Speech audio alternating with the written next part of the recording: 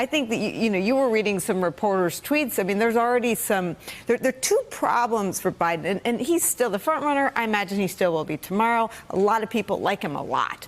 But there are some signs of trouble, just as a former campaign staffer, leaks.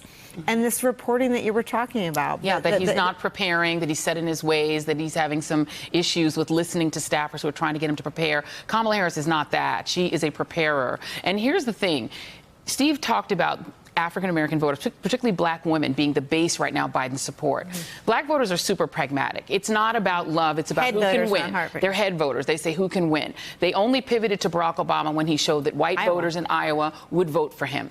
Kamala Harris needs to get past that hope gap where now African-Americans say, oh, this country is not the country we thought it was. Maybe only Biden can win. That is why he's ahead, and they know him. He's a nostalgia candidate. How do you break that nostalgia? You position Biden as a candidate of the past, and she positioned herself right at the fulcrum of the past and the future. She said, I myself, when I was young, we were at that leading edge of trying to desegregate these schools. My sister is a little older than Kamala Harris, a little younger, than Kamala Harris, and was in that leading edge of little kids that had to try to be bused and got horrible reactions from white kids. She's now put herself in that story, but as a kid, whereas he was a man that was saying busing isn't a good idea. She's now opened that door. And the thing that hurts Kamala Harris the most, and the reason she hasn't been able to really move, being a prosecutor raises suspicions among young African Americans. But the very thing that hurts her helps her in a debate.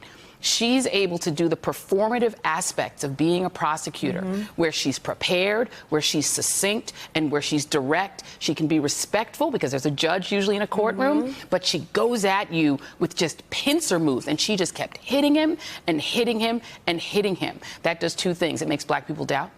Black voters now say, maybe he's not the guy. If she can take him on, maybe he's not the only guy who can win. And it says, oh, wait a minute, maybe she could take on Trump.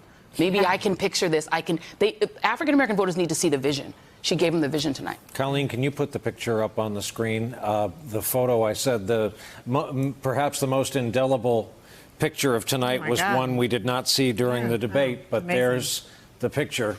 That's a young Kamala in Berkeley, California.